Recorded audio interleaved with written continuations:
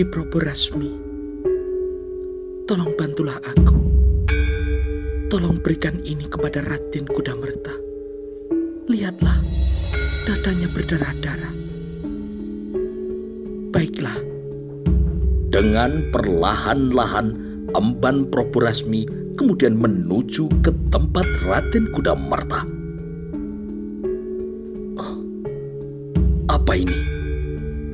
Ini untuk membalut luka Raden, jawab Emban Praborasmi.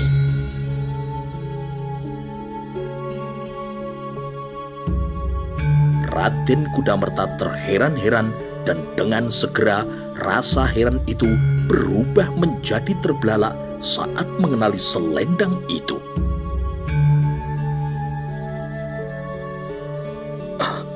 Mana dia? Mana dia? Tanya Raden Kudamerta dengan suara yang diredam. Praborasmi kini terkejut ketika melihat Raden Kudamerta terkejut. Rupanya selendang itu memiliki makna yang luar biasa bagi Raden Kudamerta. Praborasmi kini membalikkan badannya, namun perempuan penitip selendang itu kini telah lenyap.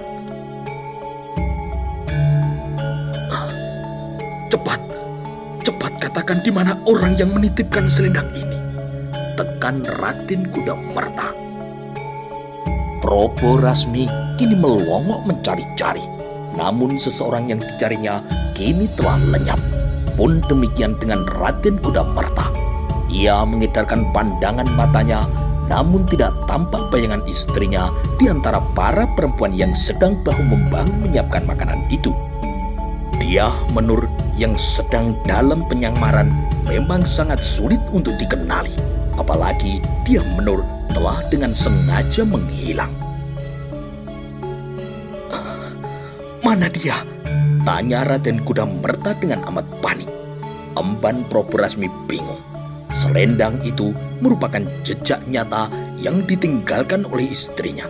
Artinya dia Menur berada di tempat itu pula. Tetapi di mana dia? Dengan bergegas, Emban Praborasmi kembali setelah melihat perempuan pemberi selendang itu ternyata terlihat amat penting bagi Raden Kudamerta. Namun Emban Praborasmi harus terheran-heran melihat perempuan yang baru dikenalnya itu telah menghilang. Emban Praborasmi telah memutar tatapan matanya menyusur seorang demi seorang, tetapi Emban Praborasmi memang harus kecewa, terlebih-lebih lagi Raden Kudamerta. Sebingung apapun Raden Kudamerta, ia masih memiliki kesadaran agar gelisah dan kebingungannya itu tidak mencolok perhatian.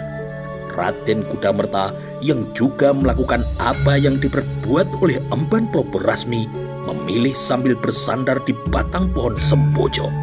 Satu persatu perempuan yang bekerja diperhatikannya. Akan tetapi makin terguncang-guncang kini ayunan jantung dari Raden Kudamerta karena ia tidak dapat menemukan jejak dari istrinya.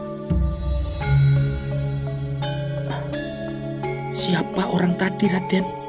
Tanya Emban Praborasmi setelah ia mendekat. Raden Kudamerta kini memandang Praborasmi. Raden Kudamerta kini semakin gelisah menghadapi pertanyaan dari Emban Praborasmi yang demikian itu. Betapa amat ingin Raden Kudamerta menjawab dengan serta-merta bahwa perempuan itu adalah istrinya. Akan tetapi tidak mungkin bagi Raden Kudamerta untuk melakukan hal itu.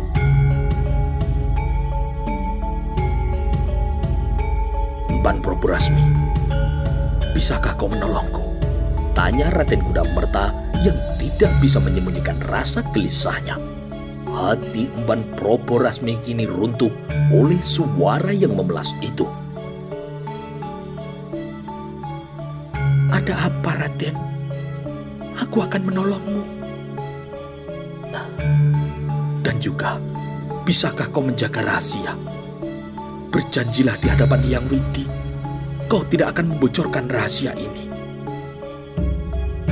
Aku berjanji, Raden. Cari perempuan itu, lalu ajaklah ia tinggal bersama. Bila ada yang bertanya, katakan saja ia saudaramu. Aku tidak akan pernah melupakan jasamu sampai kapanpun. Praborasmi kini mengangguk. Emban Praborasmi mengangguk lebih dalam ketika Raden Kudamerta melepas gelang yang tengah dipakainya. Dengan gugup, Emban Praborasmi menerima gelang yang pasti sangat berharga mahal itu. Cari dia sampai kau temukan. Aku akan sangat kecewa kalau kau tidak bisa menemukannya. Hanya kau yang bisa aku andalkan. Emban Praborasmi kini mengangguk. Meskipun samar, ia berhasil menangkap mata Raden Kudamerta yang membasah. Petunjuk yang sangat nyata adanya hubungan antara Raden Kudamerta dengan perempuan itu. Apalagi ketika Raden Kudamerta mengelus-elus selendang itu dengan semua getar perasaannya. Amat terbaca betapa rindu bangsawan dari Pamotan itu kepada sang pemilik selendang. Baik Raden, aku akan berusaha untuk menemukannya. Emban Praborasmi mengakhiri pertemuannya dengan Raden Kudamerta.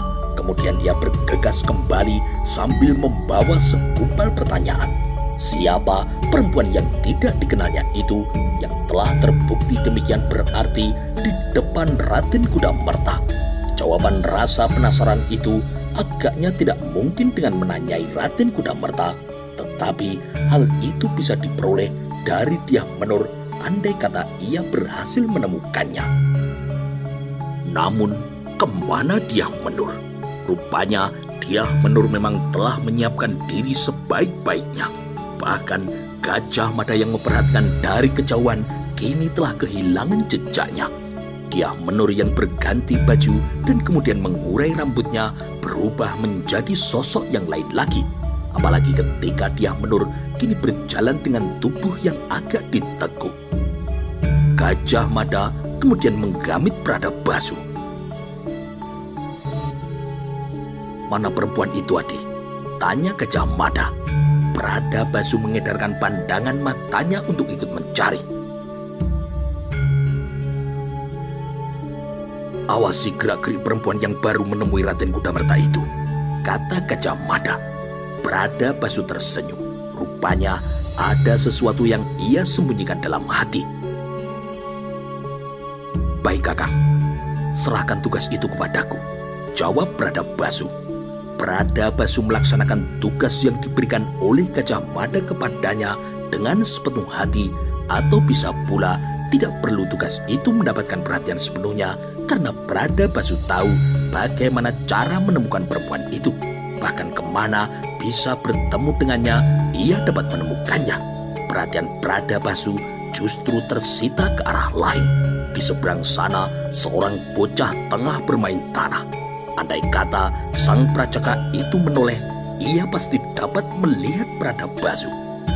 Dari tempatnya, Pradabasu memperhatikan bagaimana Gagak Pongol masih menyempatkan diri memberikan perhatian kepada bocah lasak itu. Akan tetapi, sebagaimana Pradabasu amat mengenal sang prajaka, bocah itu pun tidak menoleh. Tangannya terus saja bermain tanah, namun tatapan matanya tidak bergeser dari satu arah. Di langit, matahari kini terus berpendar-pendar menyemburkan cahayanya yang gilang gemilang.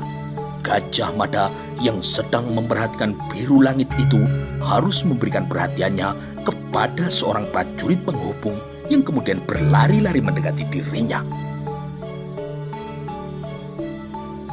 "Ada apa?" Ki Patih diminta untuk menghadap para ratu sekarang juga," kata prajurit itu.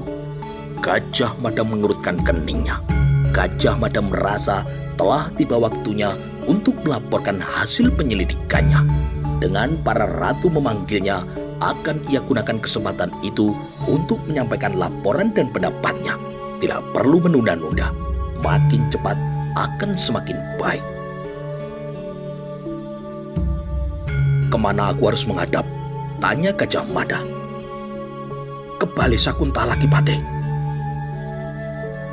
"Baik, aku akan segera ke sana." Sementara itu, di seberang alun-alun, ada seorang laki-laki. Singojoyo nama laki-laki itu. Ia merasa berita yang telah diterimanya itu sangat penting, sehingga ia tidak sabar menunggu gladi perang di alun-alun itu berakhir. Tubuhnya yang basah kuyup oleh keringat yang diperas setelah berlari kencang dari makam Ontowulan ke alun-alun. Singojoyo yang merasa tidak sabar bahkan memutuskan menyibak segenap prajurit yang sedang menerima taklimat dari pimpinan masing-masing. Rak Kembar melihat apa yang diperbuat oleh orang itu. Bergegas, kini Rak Kembar meneriakinya. "Ada apa?" bertanya Rak Kembar setelah Singojoyo berada di depannya. "Aku punya berita yang sangat penting untukmu," jawab Singojoyo. Rak Kembar kini mencuatkan setengah alisnya. "Berita sangat penting apa?" Rupanya Singojoyo cukup jeli untuk mengukur berapakah nilai berita yang ia miliki. Kuda milik Rak Kembar kini sungguh sangat menarik perhatiannya. "Hargai berita yang kubawa ini senilai dengan seekor kuda." Rak Kembar kini terpancing rasa penasarannya. Untuk berita sepenting apa sampai ia harus merelakan kudanya. "Mengapa kamu beranggapan berita yang kau bawa untukku demikian tinggi nilainya dan pasti akan kubeli?" tanya Rak Kembar. "Karena berita yang aku miliki ini bisa mengantarmu ke jenjang yang lebih tinggi. Kamu merasa tak senang kepada Gajah Mada. Inilah saatnya kau melakukan sesuatu atas nama rasa tidak senangmu itu. Kau punya kesempatan yang amat besar untuk menarik perhatian para ibu ratu. Kedudukanmu yang sekarang berada di bawah Senopati bisa melesat dan siapa tahu akan melampaui Gajah Mada. Kuberikan keterangan penting ini untukmu. Tetapi ada keterangan, juga ada imbalannya. Berita amat penting yang kumiliki ini kuberi nilai sama dengan seekor kuda." Singajaya kini tertawa pendek. "Bagaimana? Ceritakan dulu keterangan apa yang akan kuberikan itu." Singojoyo kini bersandar punggung pada pohon pramastana. Matanya sedikit disipitkan berhadapan dengan cahaya matahari yang kini menyapu wajahnya. "Keterangan ini kudengar langsung dari pembicaraan antara Gajah Mada dan anak buahnya. Mereka berbicara di luar dinding Ontowulan dan aku mendengarnya dari dalam dinding. Pembicaraan mereka kutangkap dengan jelas tanpa ada satu kalimat pun yang tercecer. Beberapa tulisan di Bayangkara yang kukenali namanya, antara lain Pradabasu, Kendit Galeh, dan juga Riung Samudra, melaporkan adanya pihak tertentu yang akan melakukan pemberontakan. Bahkan Riung Samudra melaporkan sepak terjangmu yang telah menjelek-jelekkan Gajah Mada di setiap kesempatan." Berubah tegang kini wajah Rak Kembar. "Riung Samudra melaporkanku telah menjelek-jelekkan Gajah Mada." Singojoyo kini mengangguk. "Bukankah itu yang telah kau lakukan selama ini?" tanya Singojoyo. "Lalu, sikap Gajah Mada bagaimana?" "Gajah Mada tidak menganggap laporan Riung Samudra itu sebagai hal yang penting dan perlu ditanggapi. Namun, laporan Bayangkara Kendit Galeh mengenai adanya pihak yang akan melakukan makar yang justru sangat menarik perhatian Gajah Mada. Kurasa akan ada perang besar. Masalahnya, perang ini apakah milik Gajah Mada yang dengan demikian akan makin melambungkan namanya? Atau perang ini akan menjadi perangmu yang nantinya akan melambungkan namamu?"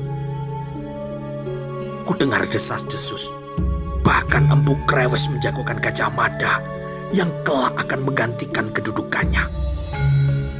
Kalau sampai Gajah Mada menjadi Mahapatih, maka kau akan mendapat kedudukan apa? Setinggi apapun pangkatmu, kau hanya akan menjadi bayang-bayang bagi Gajah Mada. Empu Empu Krewes yang dimaksud adalah nama lain dari Aryataka, pengganti Patih Kalayuda. Kalayuda adalah Mahapatih di Mojopahit menggantikan Nampi. Rak Kembar kini harus mengakui apa yang dikatakan oleh Singojoyo itu.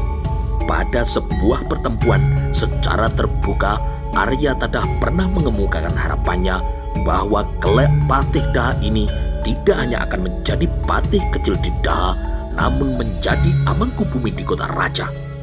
Rasa ingin tahu Rak Kembar tidak bisa dikendalikan lagi. Rak Kembar kemudian membawa Singojoyo menjauh agar bisa berbicara luasa tanpa ia harus berbisik-bisik. Di bawah pohon Brahmastana berikutnya, mereka kemudian berbincang. Di alun-alun, setelah taklimat yang diberikan oleh masing-masing pimpinannya, pasukan segelar sepapan yang beristirahat sejenak itu kemudian mempersiapkan diri untuk kembali berlatih. Tambur dipukul dengan berderap menjadi pembakar semangat mereka. Suara tambur kemudian dilanjutkan dengan bunyi sangkakala yang melengking tinggi membelah udara siang itu. Suara anak panah yang dilepas ke langit susul menyusul merupakan perintah yang harus dipahami, karena tidak mungkin perintah itu diberikan hanya dengan berteriak. Dan ketika Bende Kiai Samudro ditabuh dalam latihan berkekuatan segelar sepapan itu, suaranya menggetarkan udara dari ujung ke ujung. Bila ada yang berani berada pada jarak yang amat dekat ketika Bende itu dihantam pemukulnya, maka akan menjadi jaminan akan jebol gendang telinga orang itu. Lanjutkan, kata Rak Kembar. Singojoyo kini tertawa dengan pendek. Hah, senilai kuda.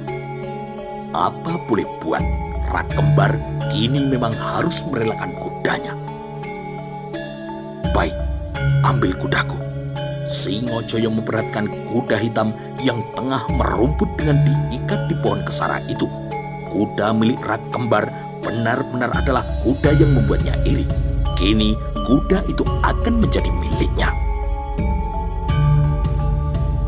Dengarkan, ada sebuah kekuatan yang diam-diam mempersiapkan diri melakukan makar di sebuah tempat yang bernama Karangwatu.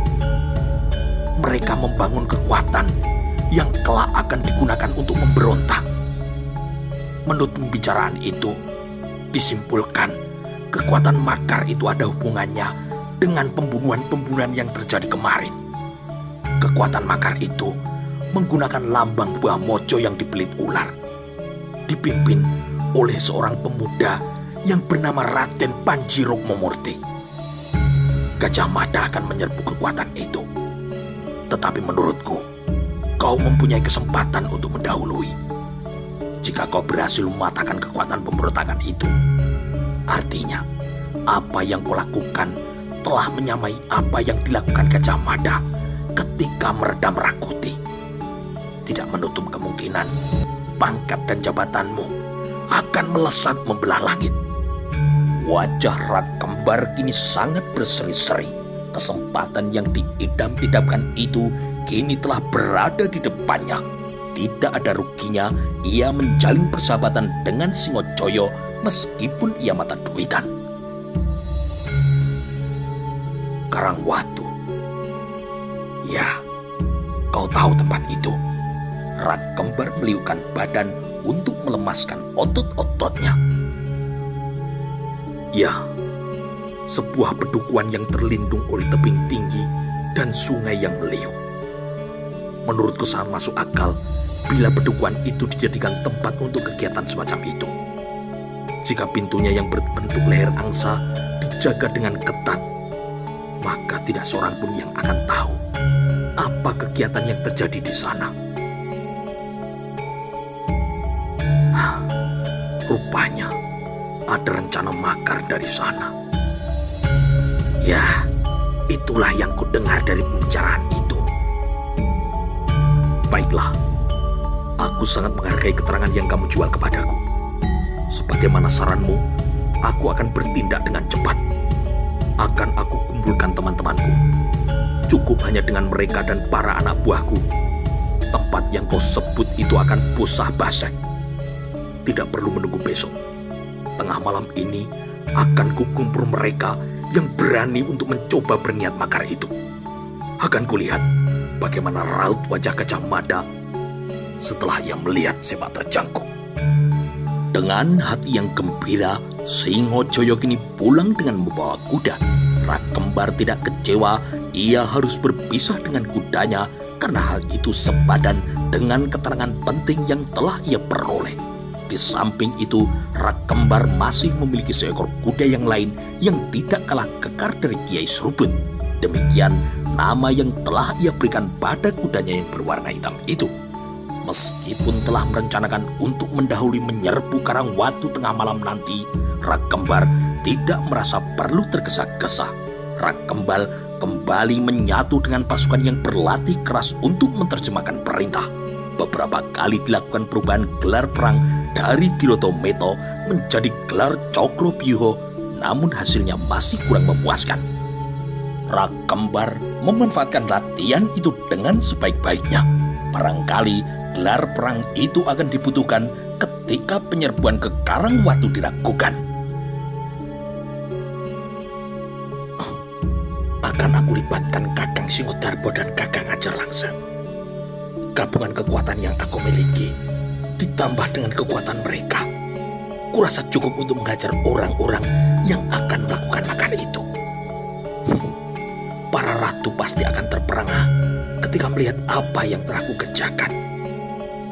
Dan benar apa yang dikatakan oleh Singojoyo. Tidak ada ruginya aku kehilangan kuda, kata hati Rakembar. Di kejauhan sedang memimpin dalam pasukan kecil prajurit yang bernama Singodarbo dan Ajarlangsa yang kini juga tengah terlibat dalam latihan perang yang terjadi. Sang waktu kini terus bergerak menapaki kodratnya. Matahari di langit memanjat semakin tinggi dan makin membakar keringat mereka yang sedang terlibat gladi perang segelar sepapan itu. Matahari kini juga mengantarkan mereka yang bekerja keras di makam Ontowulan.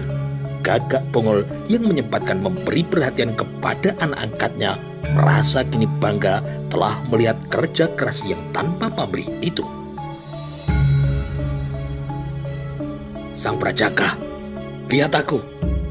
Namun sang Prajaga tidak menggeser pandangan matanya dari satu titik. Wajah pamannya kini telah mengusik simpul kerinduannya. Sang Prajaga tidak tahu, bahkan Gagak Bongol juga tidak tahu.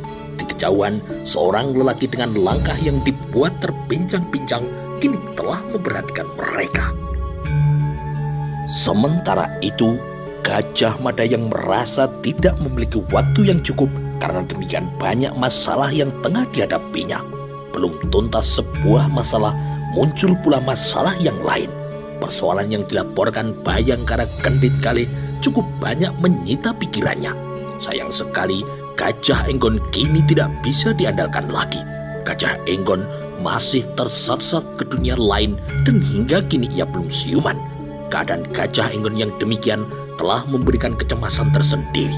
Jangan-jangan Gajah Enggon nanti kebablasan.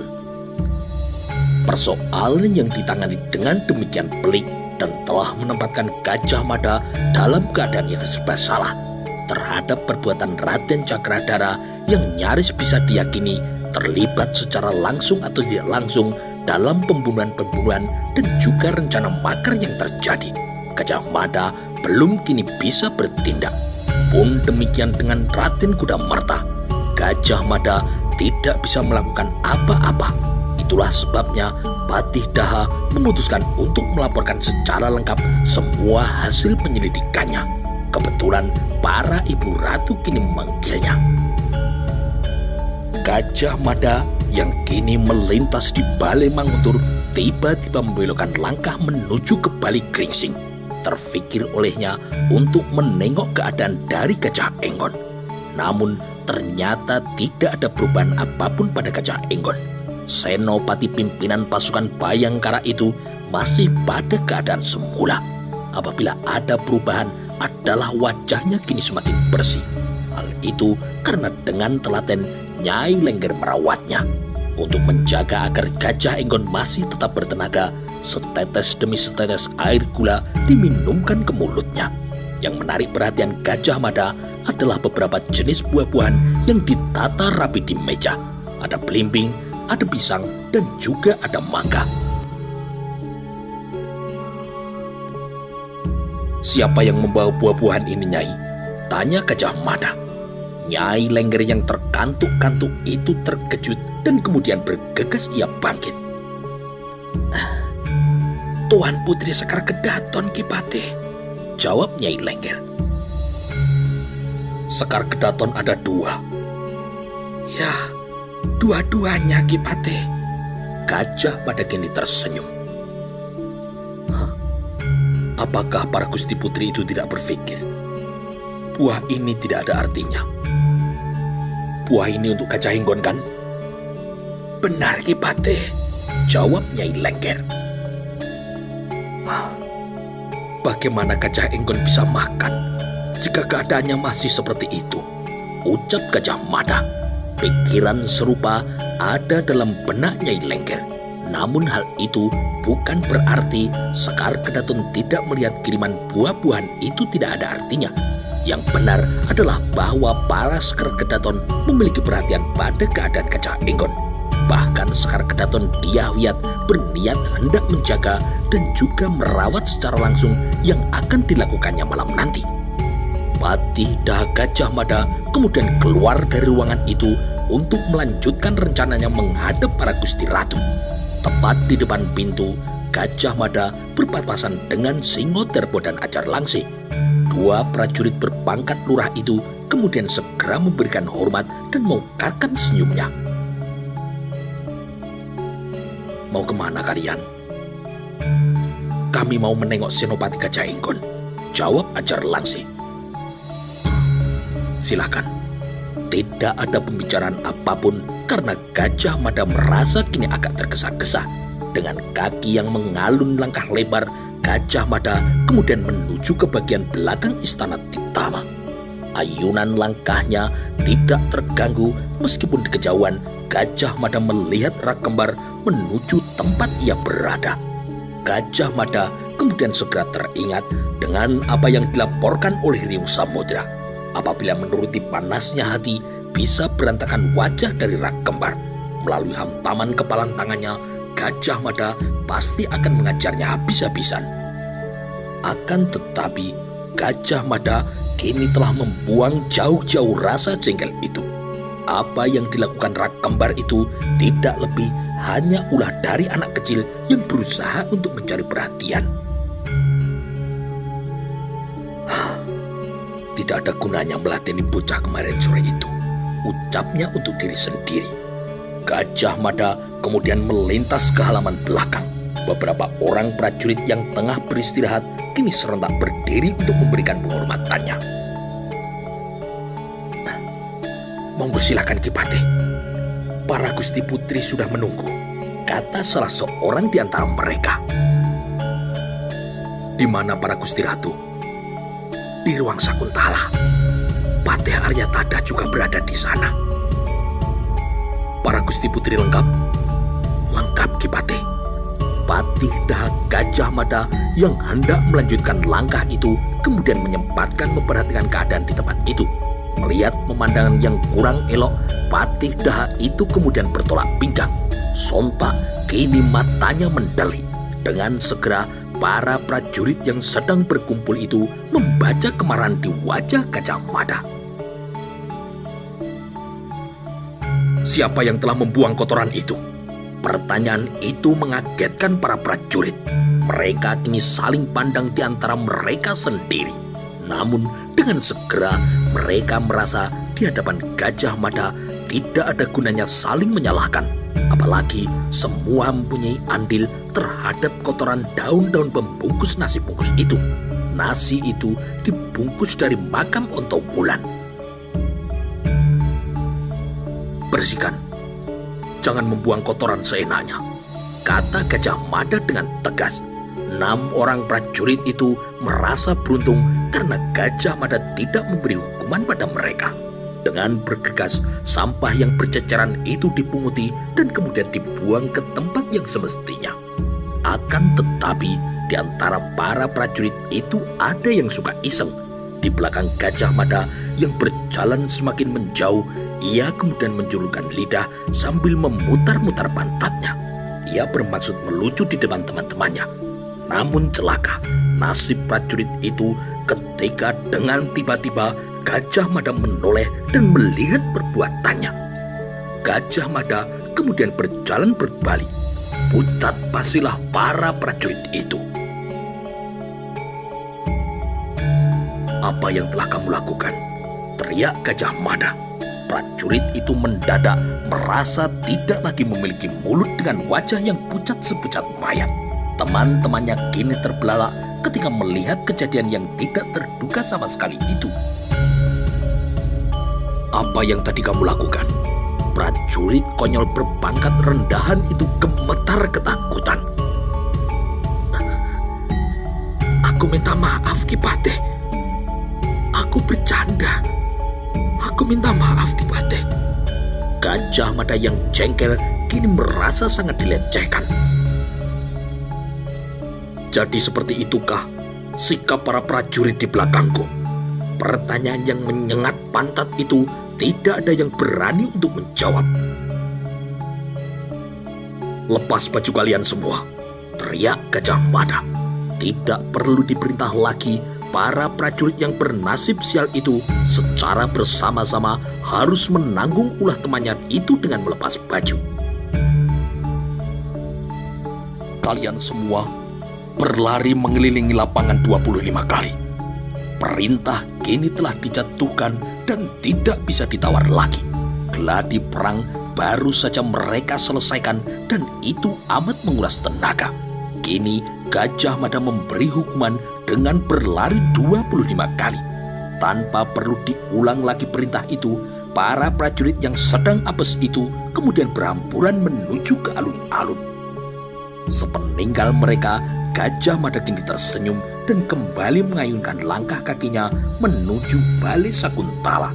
Di sana, sebagaimana niatnya, di hadapan para ibu ratu, ia akan beberkan semua hasil penyelidikannya tanpa harus ada yang ditutup-tutupi. Tindakan apa yang nantinya akan diberikan kepada Raden Cakradara atau Raden Kudamerta sepenuhnya akan diserahkan kepada para ibu ratu.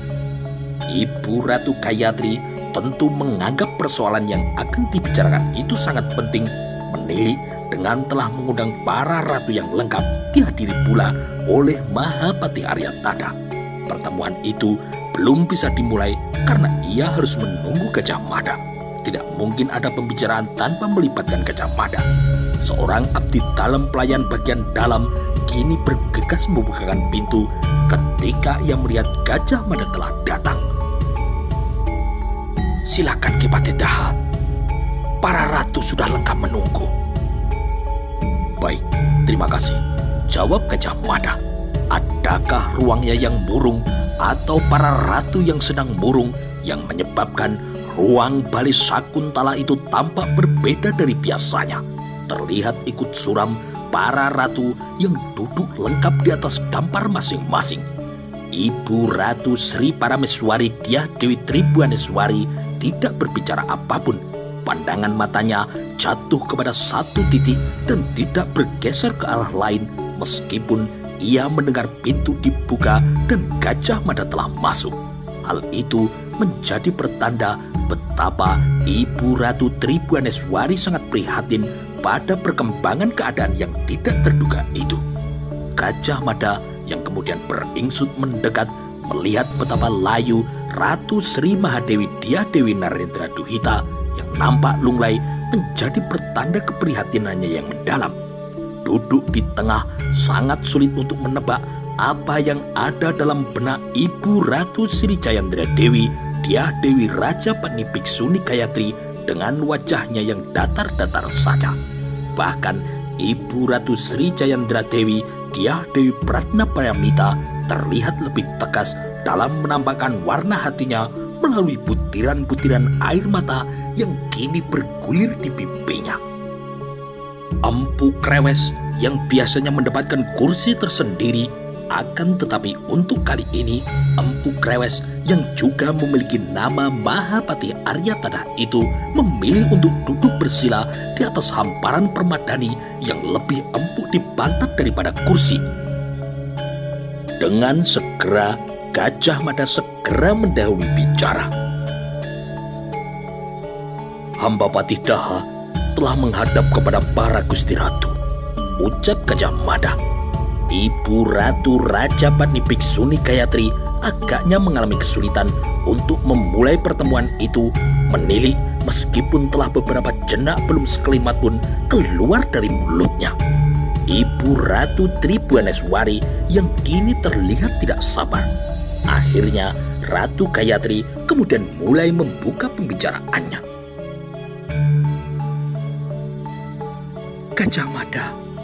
Gajah Mada kemudian segera merapatkan kedua telapak tangannya dan membawanya ke ujung hidung. Penghormatan itu dibalas kemudian dengan anggukan. "Hamba Gusti Putri." Dalam sikap itu, Gajah Mada kemudian menjawab, "Apakah kamu sudah merasa siap untuk melaporkan hasil penyelidikanmu? Kalau sudah, bicaralah tanpa harus ada yang disembunyikan. Sebagian dari apa yang akan kulaporkan sudah kami dengar dari Kakang Aryatana." Gajah Mada yang duduk bersila itu kemudian menegakkan sikap duduknya. Mahapati Aryatana kini mengangguk pendek ketika Gajah Mada meliriknya. Namun tidak ada senyum dari bibir kakek tua yang biasanya murah senyum itu.